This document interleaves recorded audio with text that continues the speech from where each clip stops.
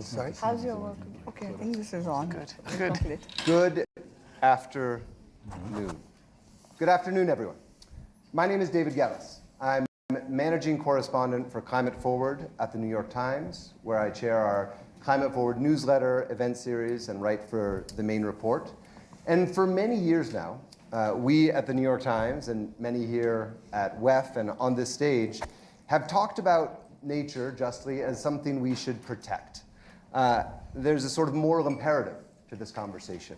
But I think if we're being honest, we can acknowledge that that spirit of goodwill has only gotten us so far.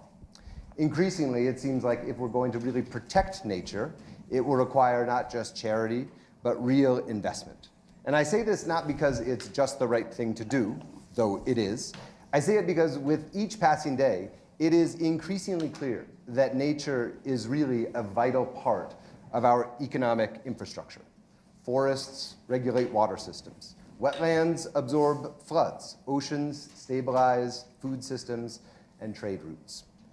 These systems support the global economy in ways that we don't always see. And they do so until they break. And when they do, the costs don't just show up in abstract models.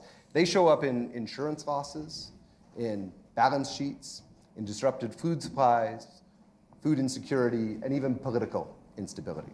So the data is increasingly clear. Roughly half of global GDP depends on nature, and as much as a quarter of global economic output could be at risk by the end of this century if more ecosystems are not protected.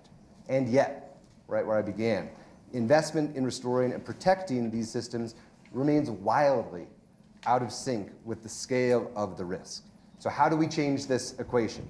Well, yes, we need profitable investment models, not just a return on capital, but maybe we could start thinking of it as a return on nature. So to help us sort of make sense of this moment, understand what the opportunities might be, we've got a fantastic panel here. To my immediate left is André Hoffmann, the vice chairman of Roche Holdings and the interim co-chair and member of the board of trustees of the World Economic Forum. We then have Kirsten Schuijt, Director General of WWF International. Thank you for joining us. To her left is Rohini Nilekani, founder and chairwoman of Rohini Nilekani Philanthropies.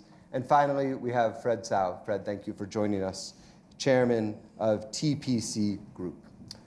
So with that, let's get started. And I want to start, André, with you. You, as so many of us, have been arguing for years that yes, we need to protect nature. And yet, talk to us from a board perspective. I argued that the companies, perhaps, the economic systems are not fully integrating this risk into their business models. What does it look like from where you sit? When you are in the room with these decision makers, what is the conversation like when it comes to actually protecting nature? Well, thank you very much for inviting me here today, and it's an absolutely crucial point, and it's a point we're trying to make in a different for us since quite a number of years. Why should a company which has, the board of which has a responsibility to allocate funds belonging to shareholders in the most efficient manner, why should they pay a premium for creating something that is sustainable and in line with green, for want of a better word, green goals? And I think that there are a number of questions that we have to ask ourselves immediately. The definition of success as we see it today is to increase shareholder value. And increasing shareholder value sometimes can go against the interest of the company itself. Now, you refer to our family business, the Roche Pharmaceuticals. In the industry of health, in the business of health, we often have to do things which are not paying back immediately. In fact, about 8 out of 10 projects that go through the lab make it to the market. So the idea that you have to do something which does not have an immediate rate of return is not as alien to our board, and it could be, for example, a fast-moving consumer good company or something like this. So you need the right context. But the real thrust of your question is, what is nature for a company? And I think for that there are two answers. One is it could be an opportunity if you identify the right things, and I can perhaps give you one or two examples of how we use that at Roche. But it is also a huge risk. And for me, that's the Trojan horse which allows us to talk about nature in the boardroom. Risk. When you allocate your asset, you have to protect it, and protecting your asset once you've made the decision that you want to be in that direction has a lot to do with a whole catalog of risk management. The typical example is the car. You buy a car, you wouldn't dream of driving it without an insurance. Right. And yet, when you take a business decision in a corporate environment, very often you take the decision on the basis of the cheapest possible price, and that is not including the premium of risk. The factory that you build next to a river, and the river, because of climate change, is flooding, and suddenly your factory is worthless. And these are risks that you can integrate when you think about them early on, and that is the role of a board. That's what a board should do. So risk management is, I think, an important part of what we should discuss at board, and that has a lot to do with, yes, the concept of planetary boundaries, the concept that we are at a moment spending more than we have. We every year expend more than the planet can regenerate. I mean, the World Economic Forum has published this famous research saying that half of the world GDP, 53%, I think the world GDP depends on nature. I'm sorry, I would say 100%. Yeah. If you have no nature, you have no humanity, you have no business, you have no dividend, you have no shareholders, and you have no panel at the web. Well, you're the co-chair of the board. Are you going to fix that? Absolutely, the board of the WEF.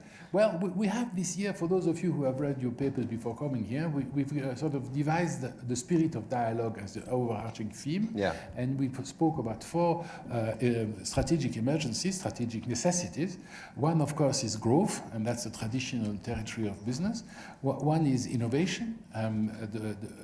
What is innovation and what does it mean? How can we manage AI? How can we make sure that AI is useful and serves the purpose we want for, and all the paraphernalia around this? The third one is humanity, people. How can we invest in people? The fourth one, I'm afraid, is geopolitics. We need to talk about geopolitics, and I'm sure it will come back in our panel over the next couple of hours. Couple of minutes. Relax. Settle in, folks. And the fifth, of course, is, and that's the first time we make it so evident. It's how can we resolve these 4 strategic emergencies within planetary boundaries? Yeah. Because yet again, you cannot use something that you don't have, and we need to do that. Well, so if you want to remember what the forum is about, a simple line, we want to create resilient and sustainable growth thanks to innovation within planetary boundaries. Yeah, thank you. Well, and I think that new frame is incredibly crucial, especially, if I may say, at a moment when the overt conversation about climate change, about emissions, has really receded in the public dialogue, including here over the last 6 years. Kirsten, let me turn to you. When you sit at the WWF International Headquarters, you play many roles. You work with many stakeholders. One of those groups of stakeholders is the corporate community, the private sector. When you are speaking with the CEOs, the board members, do you get the sense that they appreciate to what extent their businesses are actually reliant on nature in the way that André just articulated? And if so, how are you starting to see them respond? So it's a great question, and I can answer that along 2 lines. First of all, it's more the longer-term perspective. Mm-hmm. So I was saying to you before, I've been in conservation 25, 30 years, and when I started in conservation, I spent most of my time trying to explain to people what biodiversity means, what it is, trying to talk to corporates how important it is that they look at biodiversity and climate change as part of their business decisions and supply chains. I'm an economist. And I joined WWF as one of the few economists, because that's the other side of the coin. Mm-hmm. Most conservationists talk about intrinsic values of nature and biodiversity. So if I fast forward now 25 years later, there is a huge difference, right? So yes, I think from the side of the corporates, there's an increased understanding in the role that biodiversity and nature more generally, I think, plays in business decisions, in supply chains, and so forth. For a large part, it's also brought about by just the reality that, for example, climate change is happening in their own backyards, that corporates are seeing negative impacts of the loss of biodiversity directly on their supply chains and on their balance sheets. At the same time, from a conservation organization perspective, I think we have learned to speak the language of corporates more and more. So most of the big corporate partners in the world we work with, right? Not because we love to work with corporates for the sake of working. We get attacked quite a lot for working with corporate organizations, but because they play such a crucial role in conservation. So there is a huge shift. I will say what used to be a conversation with corporates on climate and energy has definitely now also become a conversation with corporates on fresh water, on forests, on food. I mean, one of the biggest examples, I think, where we're seeing corporates moving into action is when it comes to agriculture and sustainable food, which is one of the biggest topics, right? If you don't have good land and sustainable land and good soil, which is at the basis of everything, you just cannot have sustainable supply chains over the long term. So it's moving. It's moving way too slow because we're losing biodiversity in basically every place we care about, unfortunately. But it's moving, and there's still a long way to go. Okay. I mean, I think that's incredibly important to recognize. These two things can be true at the same time. Yes, there is progress, and no, it's not nearly fast enough. Rohini, before we walked on stage, you made what I think is a critical point, and I know you bring expertise in philanthropy, but if I may, I want to harken back to something you said just a few moments ago, which is that it's not enough for businesses to sort of continue with business as usual and then say, oh yes, and by the way, as an afterthought, we'll protect nature.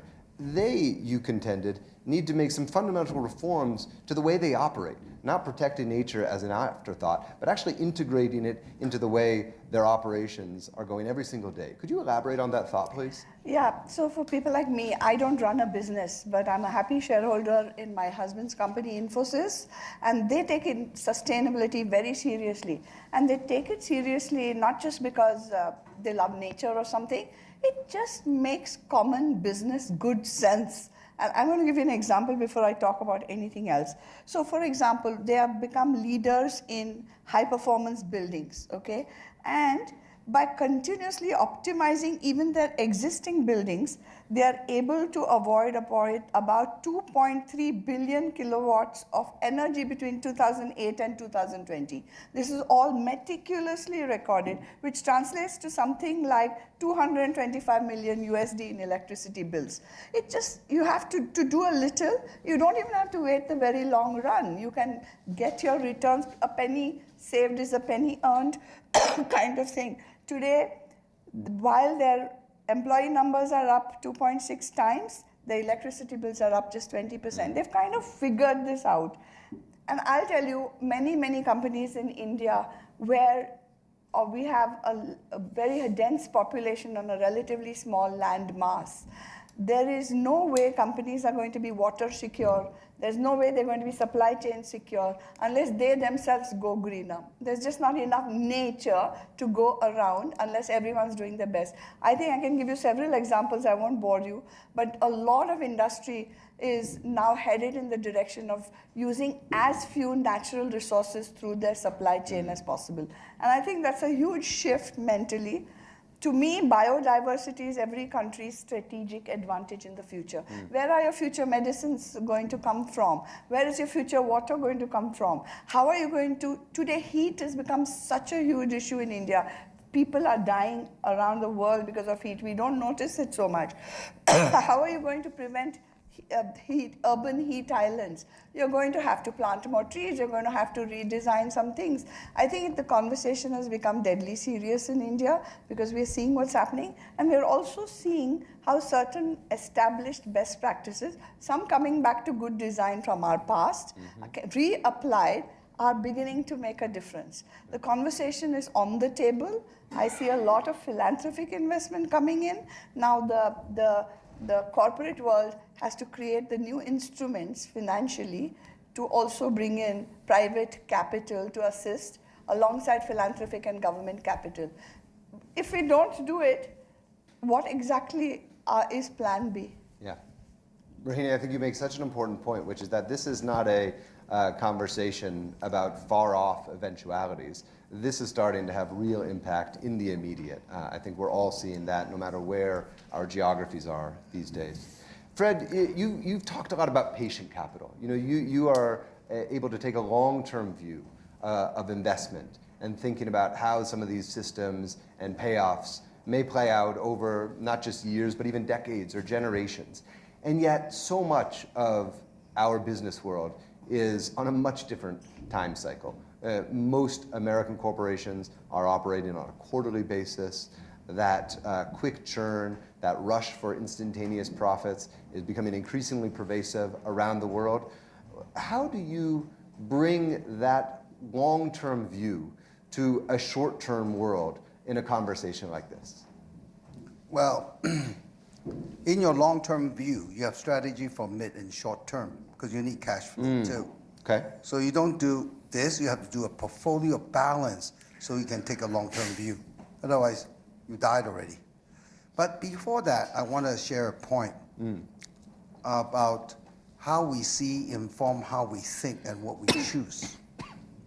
Nature to the Chinese is an expression of Tao, or otherwise evolutionary energy.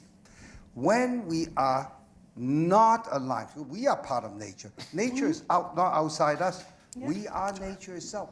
Except this nature of human, which is not any animal, we are the most creative spiritual animal, which can create destruction as well as part of the creation. And so we must understand, okay, if you see it like that, and you look at nature, it's really off whack. The symptoms are coming. Fire, water, rain, earthquake, human disaster, conflict. Well, this is the expression of nature because we are nature, including our greed and the evil side. And so if you understand this is this, we then have to know to sustain and flourish, you must be the representatives of Tao on earth in the material form, because human is the most spiritual, creative, and we're working for Tao, or otherwise people might call God, or the scientists will call the evolutionary energy. So if you evolve, you can sustain, and change is the only observed reality, and there are laws to change. I love this perspective, and I think it's exactly the kind of conversation we frankly don't have enough in forums like this, which really gets to our spirituality, to use your word, our ethical responsibility, not in some sort of abstract corporate way, but at a really human-to-human level. So thank you for bringing it up. I want to press you just one moment, though, because we live in a world where certain actors, many of whom are here in this town this week, have outsized influence on the lives of billions of people. And it is all too often the case that the choices they make may serve themselves, may serve business models, but don't always serve the best interests of the greatest number of people or of our natural systems. So how is it that you instill this view, this understanding of the spiritual imperative in those with the most responsibility? Well, first of all, I saw long ago that there's a change of the definition of well-being happiness. Something that we all want, every one of us, it's our common goal. We just want to be well and happy, family well and happy, even the forest well and happy. Now that's a different definition, and United Nations already point out it's not GDP. Yeah, we're working for GNH. So today we have a lot of people, a lot of GDP, but reducing GNH. That is not very clever, because that's all we want. So first we realize, because greed will blind us and become ignorant of this, which we can see today. So I started a division called Octave. An Octave is to create this new well-being economy, a new way of living, and so forth. So I had a conversation with my youngest son. And he just finished an intern. That was a couple of years ago. He finished an intern with a company. And I said, hey, son, we have so many things. What do you like to do in the family business? He said, I like this new division. But Dad, you've been losing money for 15, 20 years, nonstop, not 1 year. How can I make it when you can't make it? So I told my son, that's an accounting error. They put it on an expenses in P&L because there's an accounting rule. But we are investing really long term. This is investment in progress. Think differently. And I said to him, we are a family business. What I cannot finish, you can. If you can finish, your descendant can. Because I know this era will arrive. In fact, I see it arrived. No. Well, we should be so lucky to have more stewards like you. André, let me return to you. In the corporate world especially, we're seeing a flurry of commitments. I mean, for whatever I said about climate change taking a backseat, it's also the case that hardly a day or week goes by without a new corporate pledge to protect nature in some way or another showing up in my inbox. And yet, I mean, I'll confess, even for myself, it can be hard to distinguish between what is real progress, what is real investment in the long term, and what, frankly, is greenwashing. And I wonder, from where you sit, how do you evaluate between one and the other? How do you assess whether something is a meaningful investment that could have real returns, or is simply another pledge that's designed to garner headlines? And I wonder if you can point to some of the examples that you feel like are real working. First of all, I just quite to go back to what Fred just said, spirituality, and I think there is a turn in the history of the planet. And for those of you who were perhaps in plenary a couple of an hour ago, Johan Rockström showed us the latest planetary check. What does it look like? And he talks about these hockey sticks with absolutely every sort of use of resources, every result that's negative for the environment. And I think we can put a date at about the late 70s, the beginning of the 80s, where suddenly the business of business is business became the only prerogative of corporate. We are there to make money. And there is this facility to say we measure profit, we measure success by the bottom line, profitability. And suddenly it's no longer a question of morality. Yeah. It's we, not we, because I'm a shareholder and not a manager, but they, the managers, have to be there to show positive results, because otherwise they won't be taken seriously. So that definition of success depends on that. So it's no longer immoral or it's amoral. It's just not my problem. My problem, my thing is to make money, and then I will distribute to society to create prosperity, and society will deal with the externalities, as Milton Friedman put it. And that we now know. I mean, 30 years, 40 years later, it's not working. Yeah. You cannot ignore externalities. They come back, and so we need to do something about that. So just to say that I have a lot of respect for successful managers who over the years have created fantastic businesses who have yielded enormous amounts of money, but they have been following the wrong principle. And it's not a question of they're doing it right or they're doing it wrong, or they're trying to actually destroy the planet. They are convinced that by doing this, they correspond to the model that they've been taught at business school at university. I've been to business school, and that's what I was taught. So I just want to say that if we change the parameter, if we identify what it is that makes a business more successful, in particular if we manage impact and not just income, we can get to a very different place. I'm very embarrassed because Mark Goff, the CEO of Capitals Coalition, who knows much more about this than I do, is standing there, or rather sitting, I'm sorry. We need to put together an accounting system which allows us to understand the impact that, as businesses, we have on the social capital, the human capital, and nature. So the social capital, us, the human capital, you and I, are we happy? Are we in the right place? Are we really contributing to society in the best possible way? And then nature, of course, but nature not, the panda, but nature, the life support system on Earth. How can we continue to exist? How can we continue to create business if there is no nature anymore? We don't exist anymore. So if we can put these three parameters together, we can come to what I would call the produced capital, which is the one we measure at the moment. But if you want this produced capital to be robust, we need to take into account the three first impact on the three capitals, and that could be the filter on which you look at these pledges. We had a pledge at Roche that by 2040 we would be net zero, not net, sorry, but absolute zero. Yeah. We now realize, it's a big commitment. It's going to be very difficult to do that. Yeah. So we started a sustainability strategy. We have a corporate sustainability officer who refers directly to the highest echelon of the company. We've taken it step by step across the value chain. We lower packaging. We diminish the amount of energy needed, and all these really coherent systems. But we realize that there is going to be at the end 4 or 5%, or perhaps 3% of CO2 emission that we're just not going to be able to do much about it if technology does not progress. Yeah. So what do? We invest in technology in the meantime, and then we start talking about compensation. But that's a whole new subject, which we perhaps don't want to go into. The CO2 market in general is a very complicated beast. Indeed.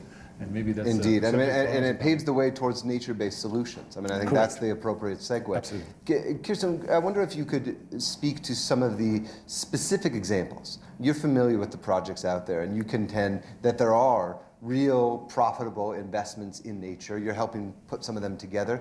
Would you tell us about some of the ones that you could point to that you say, here is a model that is going to work? Yeah, I mean, again, there are so many examples, and even the smaller ones I think are really, really interesting to mention. But the one that everybody talks about, and that I will speak about again, because it's such an exciting opportunity, is the Tropical Forest Forever Fund, which was launched in COP30. And the reason why I keep pointing that one out is because it is a paradigm shift in how we think about funding. So of course, tropical forests, hugely under threat, incredibly important, not just locally, but for the world, right? In terms of climate regulation, all sorts of environmental services, lots of beautiful species living there, and lots of indigenous groups and local communities dependent on that. So, I mean, in terms of economic value, massive. Yet these are also seriously under threat. And for decades, we've been trying to work through all sorts of processes to see, okay, how can we put an economic value on forests?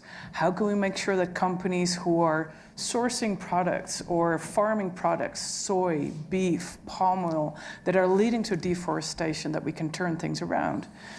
And every single time we failed. There's not been enough. So what's interesting about the Tropical Forest Forever Fund is it's an initiative by the Brazilian government that WWF and other organizations have worked with for many, many years to get this launched at COP30. Is number one, it's the biggest. If we get there, it's going to be the biggest fund in tropical forests. But what's cool about it is it's really about paying countries for standing forests. Yep. So it's not about avoiding deforestation, but it's making sure that you compensate countries. And it's the three big basins. So it's the Amazon basin, it's the Congo basin, and it's forests in Southeast Asia like Indonesia. The second thing is that it's investment, so it's not grant money. So investors, whether it's governments, private sector, put money in this fund, and they get a return. So they get their money back, but they also get interest back. And with that, they're going to be looking for bonds and investing it in the market. And with the profit, they're going to be compensating countries to keep their forests standing. And so the other interesting thing, which may sound minor sitting in a panel in a forum like this, but it's actually essential, which is that this fund will allow local communities and indigenous people to access the money. If there's one thing that I have learned over all these years of conservation, is that unless we really deeply engage local community, the people who live in the Amazon forest and other places in conservation, it's not going to be sustainable. Mm-hmm. So we have to make sure that these people access the fund, and that's the other cool thing about the TFFF. So this, I think, is one really concrete example that, I think we've raised close to 7 billion, so we still have a long way to go. We're hoping to double it by the end of this year, but this is a really important one. And there are other examples where, again, the lens has been through investment. I will say one thing, and I said it earlier as well. We're speaking a lot about, okay, how can we make conservation profitable? How we can put an economic value on nature. All that is important, and for the sake of conservation, I will do it. But I will also say there is a flip side to this, and that is that companies, private sector, investors, financial market, we all have a responsibility. This isn't just about NGOs and others making sure that we finally make conservation profitable, but that we also make sure that we green the financial sector, and that we make sure that nature, climate, conservation are part of every single discussion and decision when it comes to risk and opportunity. Yeah. So, and that is another process. I just want to put that out there. Yes, making investments profitable is really important, but we also have to make sure that we keep on working closely and talking to the financial sector and the private sector to make sure that they actually integrate the impact that they have on nature and climate in their supply and in their decision-making processes. I think that's all right on. If I may, I want to introduce a case study, one that I'm very familiar with, having just written about it extensively in a recent book, and that's the company Patagonia.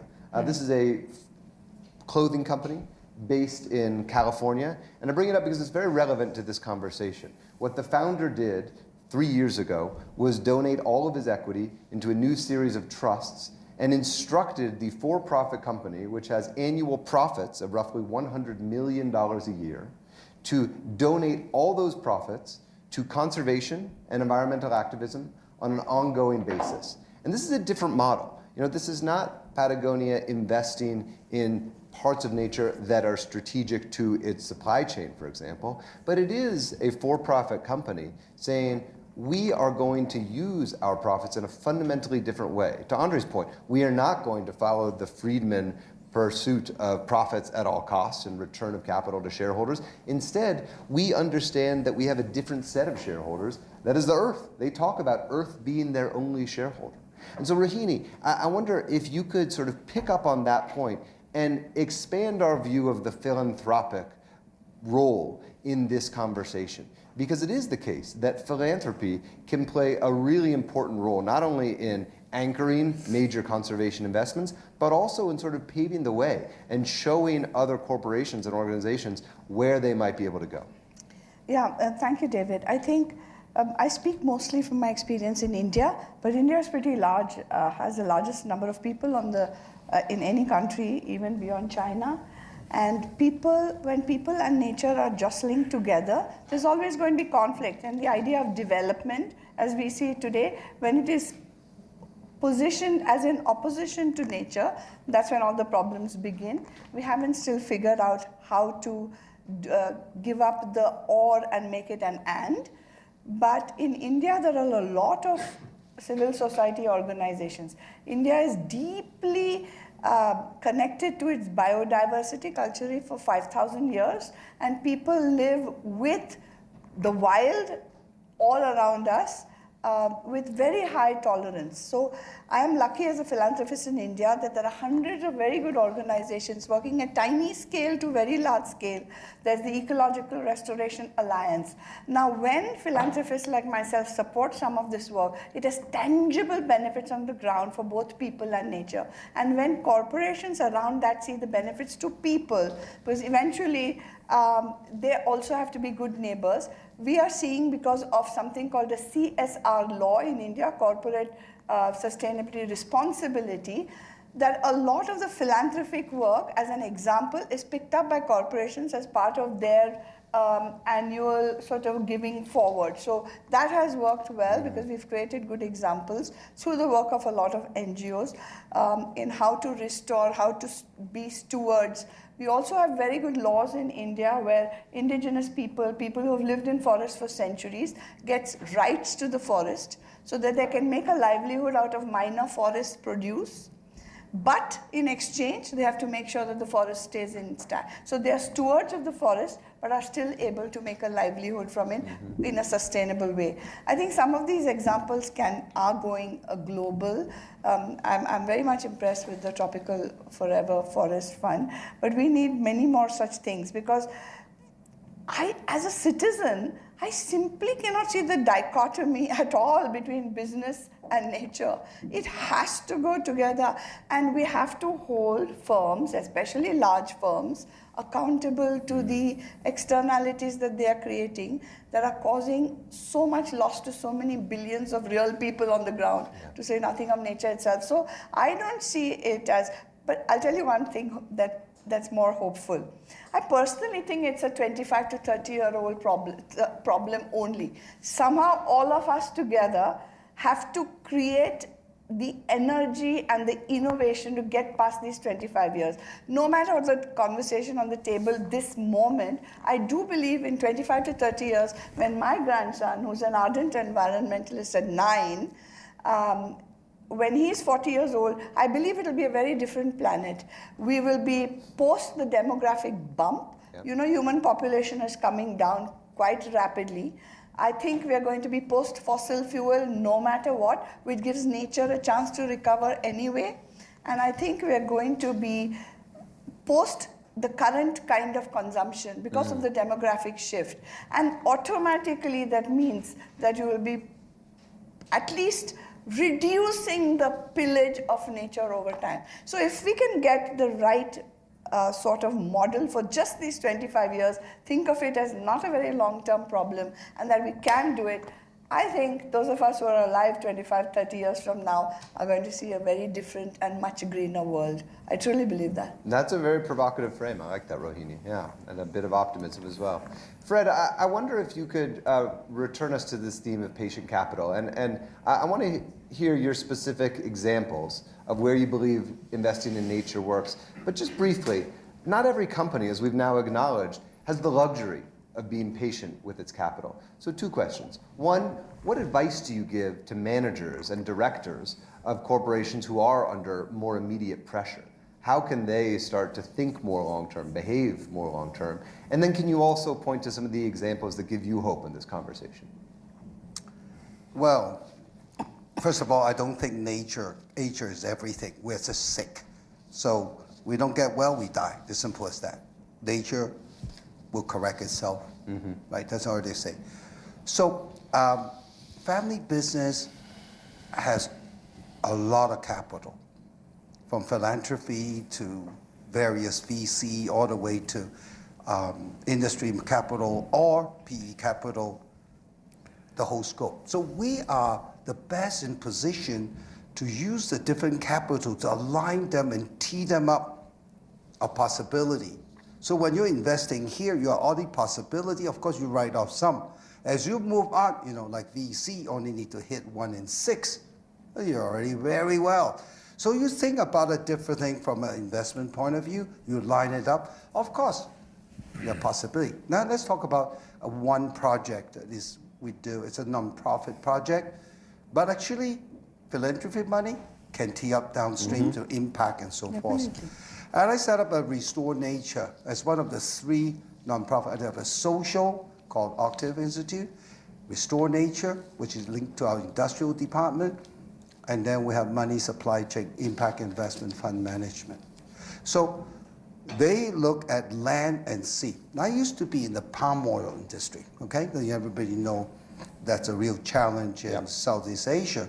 But palm oil is very lucrative, you know? If you ask palm oil owners, you know, get out of it. They're kidding me? No. They're landlords, right? So I understand I'm one of them. So I said to them, okay, I've got to sell.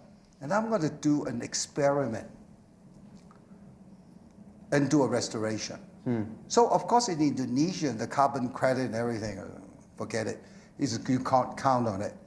So we start thinking, all right, let's do a complex business model. Of course, we have to deal with indigenous tribe and all the factor when you're doing it. So it's a much more complete 16 goes into it. And in there, we start thinking, well, how about we grow medicine, jungle medicine? Yeah. And of course, there are Indonesian jungle herbs too, but it's not as great of Chinese medicine. The minute you have this clean land Chinese medicine, it's worth a lot. But will it succeed? I don't know. We plant it and see. If you just let it go, will it make the migration to Indonesia? But if that's successful, wow, preservation, even your preserved land, you just scatter the seed and you just have people harvest. So great jobs, great everything. Then we start thinking, well, ecotourism, really great, it's beautiful.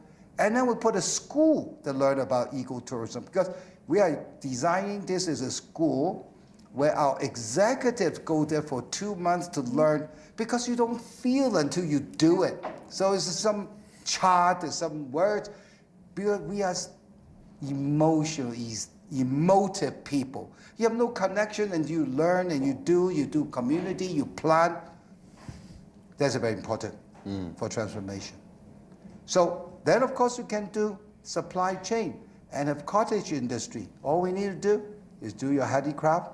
We can design it and we can market. So there are many components we can develop a complex business model that's win all. If this work, I know I'm one of them, landowner. Just how much money? And palm oil is a 5-year cycle. That means the minute they go in there, it works, they can still juice out all the other, but in 25 years, the industry can disappear. But then I think the most important thing is structural change in organization. So number one, we're being family business. André knows very well the 3-circle complex relationship conflict thing. But if you take out one circle, which is shareholder, now you only have a touch between business and family. The conflict, the thinking change.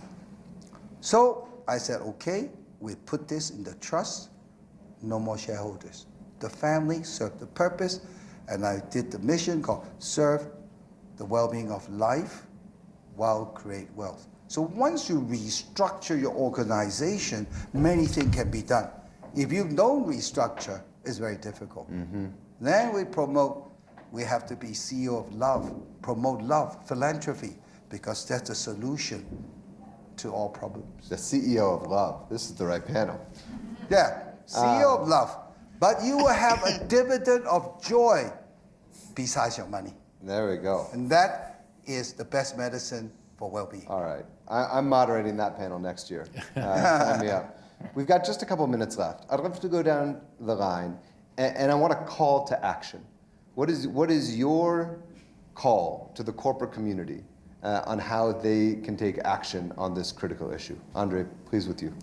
So to frame it as punchy as possible, we shouldn't leave nature to civil society.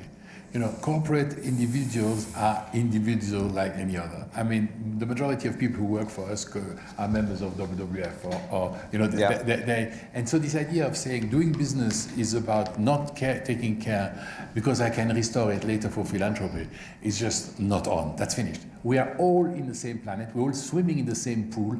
If the pool is polluted or if the pool is damaged somewhere, we are all going to suffer. So my call to action would be to say, make sure that whatever you do, you make a contribution to one of the 3 capitals once a day. You know, be nice to people, help the old lady to cross the road, cut off the engine, all this sort of thing. But do a small gesture every day, and then we can shift the system. But the very important thing is that we stop talking about conservation. We have to start talking about management, the global common. And that global common is not just nature, it's nature also. Okay, thank you, Kirsten. I would say 2 things. Please. Number 1, do no harm. So start with that. You know, forget about all the complicated, you know, investments, but just look at your own investments, your own supply chains, and see where you are impacting nature and where it's disappearing. And so I think that's the first one, is just do no harm. And the second one, I think very much linked to what André was just saying, is that if you really want to scale, you have to take an approach to, again, including nature into your decision making. It's not rocket science. It really isn't. It's basic stuff. Where's your investments? Where's your supply chains? How is it impacting forests and nature? And then make sure that you include those things in your decision making processes. That's exactly what I wanted to say. She said it's so much better. Rohini. I would say I think the business case for nature has already been made. I think to the corporate sector, decision makers, I would say, really close your eyes, see the interdependence between everything that you do, you produce, the services you create, and the web of life. Go out into nature quietly by yourself. You will come back with the right questions and hopefully the right answers. It should be almost essential. Thank you. Go out there. Come to India. We'll show you tigers. We'll show you just the most magnificent creatures that will make us think this is the planet that we share, and that what are my grandchildren going to live with? Think of that. Thank you. Fred. Well, you know, wellness is the biggest trend. And the corporate people are in part of the wellness because we don't invest in ourselves very well in our own wellness. Everybody's stressed out, right? That's the worst thing for health. So wellness is the king. You see the world is now deconstructing to create a new financial system, a new economic system, a new political system. It's all deconstructing and reconstructing the new world order system. It is happening. Business need to transform. They know it. Every business know it. We need to transform. So transform. Take full responsibility and get rid of fear and get more love into it, because there's no creativity in fear. It's just neutralized to do whatever you're doing. But we can do it together because we cannot succeed. This is a market economy. To transform economy is like transforming culture. Business must lead the way. But I understand the difficulty. I particularly call on family business, which long-term, which are more flexible, and don't have layer and layer of shareholders and fund manager and bigger fund managers. So I call on, we are on the same FBN network.